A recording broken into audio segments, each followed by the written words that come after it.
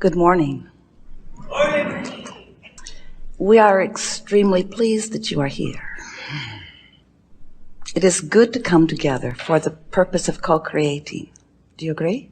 Yes. Yes. It's going to be one of those.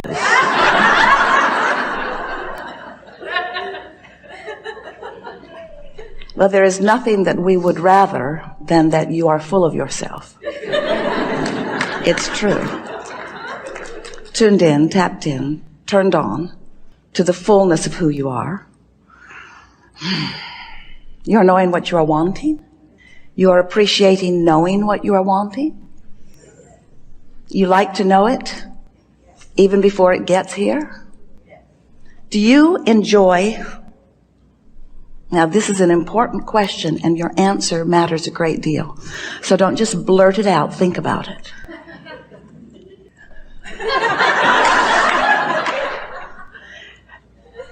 Do you like the journey on the way to what you're wanting? Yes. Even though the whole time you're on your way, you're not there. Yes. No more important question or answer ever to consider, because you are always, and we mean always, going to be on your way to something more. And if the not enoughness because I'm not there-ness is so powerful within you, then you mute your vibrational output. Not only do you slow the journey down so that it takes longer to get to where you think you want to be, but you're not having any fun along the way because the absence of what you want is so punctuated within you. So when we ask you, we really want you to think about it.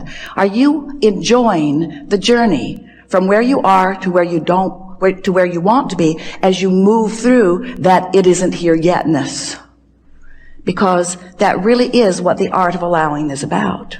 It's about knowing that you are your own point of attraction, that how you feel is everything, because how you feel is the indication of the vibration that you're offering, and the vibration that you're offering is everything about what you're letting in. Most of our physical friends don't realize that when you ask, it really is given, that in the simple realization that you want something, that pathways open, doorways open, pathways light up, all kinds of non-physical help comes into being, all kinds of circumstances and events, and rendezvous, vibrational rendezvous take place in the moment that you come into contemplative awareness of something that you want. If you could see an aerial view, you would never again worry, because in the slightest wish or hope, and certainly in those stronger desires, pathways light up that are so vivid that those of us who are aware of these pathways wonder why any of you would ever worry, and then we remember that the reason you worry is because you can't see the path. So we want to make you aware of it. We want you to feel the path even if you can't see it. Esther will say to us from time to time, well, light it up a little brighter, will you? Make it a little bit more evident. And we say, you say that you want that only when you're standing in the darkness and you can't see the light. But when you're standing out there, tuned in, tapped in, turned on, you want everyone to get out of your way because you want to be the creator of your own experience. You don't want someone else doing it for you, but we just want to let you know. No one else is doing it for you, but you have infinite intelligence helping you along the way. And if you could just be a little less aware of what's not going right now the way you think you want it to be, and a little more aware of what is going the way you want it to be, so that you're tuning yourself to the highest frequency of your highest good, then those pathways would be more evident to you. And we want to stop for emphasis and punctuation. That is what the best of life is about. When you want something and you believe it and you're on your way to it and you're joyfully romping down the path on your way to it. When you go on vacation or you get on a journey, you get out on the road going someplace, you're not there when you first start, but you don't freak out because you're not there. You expect there to be some journey along the way. But we have to say, friends, we love you very much. You know what's coming after that phrase? We love you very much, but you do complain on your journeys. You do. You complain on your journeys. And we take that as a good thing, not as a bad thing. We mean it as a compliment in this sense. At very deep levels, sometimes so deep, at very deep levels, you know things are supposed to work out for you. You do. And when they're not, there is a sort of freaking out that is natural. We understand that.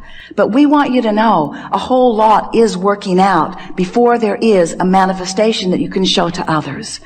And if you can be a little less hung up on the manifestation that you want to show to others, and more tuned to the feeling of adventure, to the feeling of joy, don't you just love it when you want something in general terms, and you don't exactly know how it will play out? Oh, you've got some ideas about how you would like it to play out. But the reason that you want whatever it is to play out in more detail is because you believe that in the manifestation of it, you will feel better.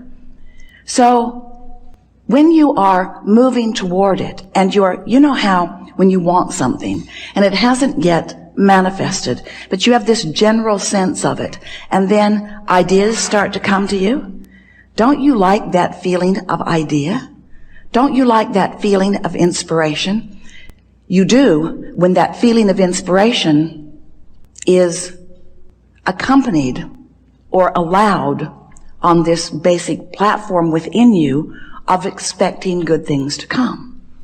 So if you could just develop a sort of general basis of beingness that goes sort of like this. I don't exactly know how it's going to be, or who it's going to be, or when it's going to be, or where it's going to be. But I know that it's going to be really good, and that I'm going to know it when I see it. In fact, I know that I'm going to know all the steps along the way. Because feeling your way to the next manifestation and the next manifestation and the next manifestation is what the most of your life is about. It's not about the manifestation and the manifestation and the manifestation. It's about feeling your way along your way to the next manifestation and the next manifestation. Hear that. That's really an important thing. Because if it were the other way, if it was just manifestation, I want it, boom, I want it, boom, I want it, boom, I want it, boom, we promise you this would be a seminar on de-manifestation. I have 487 cars, Abraham. The oil is seizing up in most of them because I can't get to them every day. I have more property than I have been able to visit. The rats have moved in. I have more stuff than is manageable. That is what you would say to us. There are more people in my life, and there are more conversations to have than I have tongue to have them with. That's what you would say to us. But when you let your world be a vibrational world, which means it's an emotional world, which means it's a thoughtful world, now your world can be one that vacillates between comfort and ease, and power and certainty, and eagerness and clarity and passion and love and joy. In other words, you're up there on that end of the emotional scale. You're not having to dip into the contrast because you have enough contrast in that good feeling end. You like going from, the satisfaction of not being overwhelmed to the exhilaration of having a little more to do right now than you really want to do. In other words, that's really a nice blend of emotions, and you have the ability to control yourself in that way. But you've got to stop. You have to stop making it about the manifestation and begin making it about how I feel right now, how I feel right now, how I feel right now.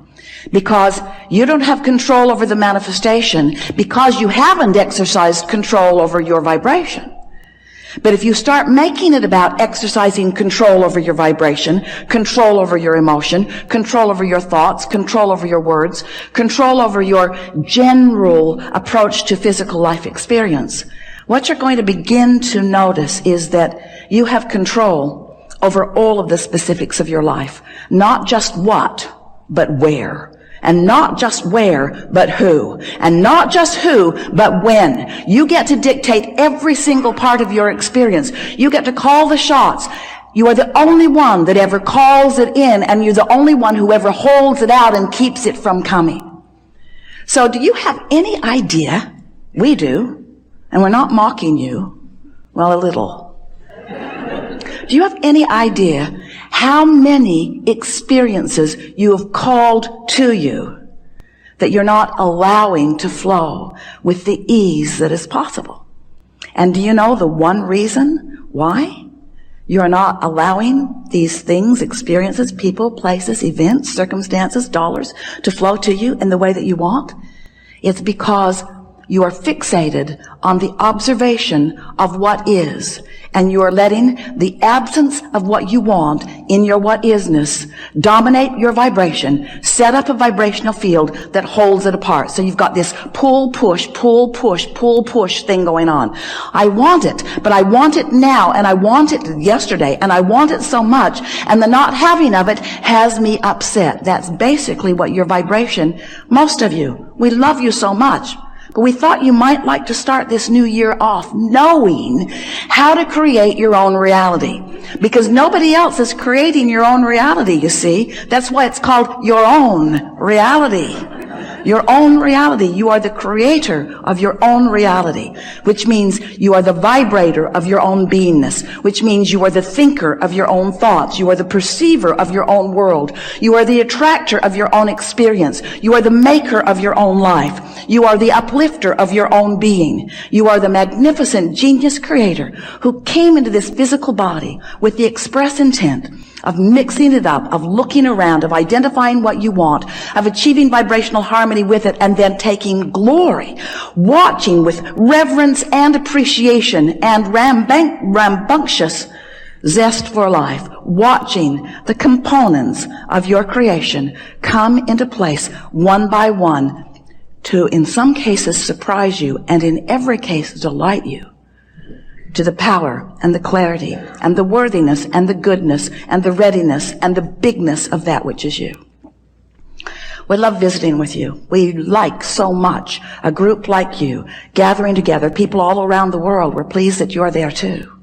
Listening to our rampage of appreciation of the life that you are living. Your life that you are living. But you can't live your life without those like us benefiting from your exposure to your life. Because when you look around and you have experiences and you revel with delight in some of them and you shudder in discomfort at others, in every case, whether you are cringing or applauding, you are focusing energy that is creating worlds. And as you do that, we're all in on it. We get to participate with you. That thrill that you have is our thrill that you are interpreting. But when you feel bad, that's you interpreting the absence of us. Absence isn't the right word because we don't go away. It is your pinching yourself off from the vibration of your source. That is really what negative emotion is.